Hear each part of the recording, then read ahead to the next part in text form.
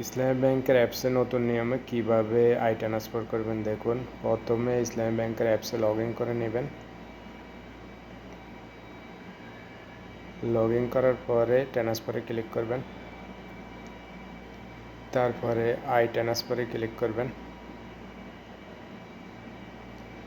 তারপরে আপনি যে অ্যাকাউন্ট সেভ করতে চান ওইখানে ম্যানেজ ক্রেডিট অ্যাকাউন্টে ক্লিক করবেন। তারপরে অ্যাড নিউতে ক্লিক করবেন। আপনি যে অ্যাকাউন্ট সেভ করতে চান ওটার অ্যাকাউন্ট নাম্বারটা এখানে দিয়ে সাবমিট করবেন।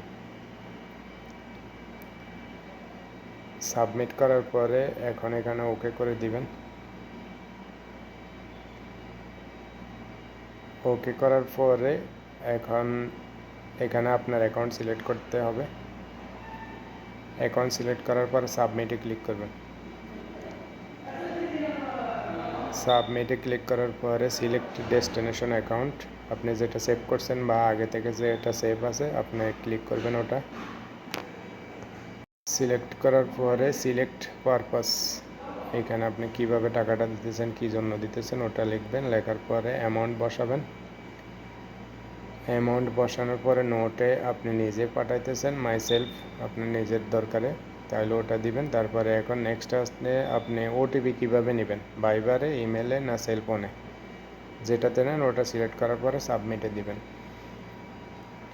তারপরে নেক্সটে আসার পরে আপনাকে প্রথমে এখানে টি পিন বসাতে হবে। আপনার সাইজ সংখ্যা যে টি পিন সেট করছেন ওটা বসাবেন।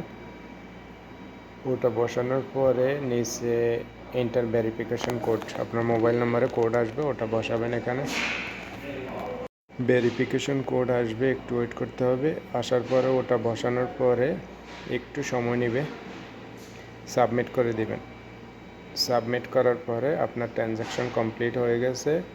ইসলামী ব্যাংকে নতুন আপডেটে আরেকটা জিনিস ভালো করছে, আগে এরকম রিসিট আসতো না, এখন রিসিট আসে। ধন্যবাদ।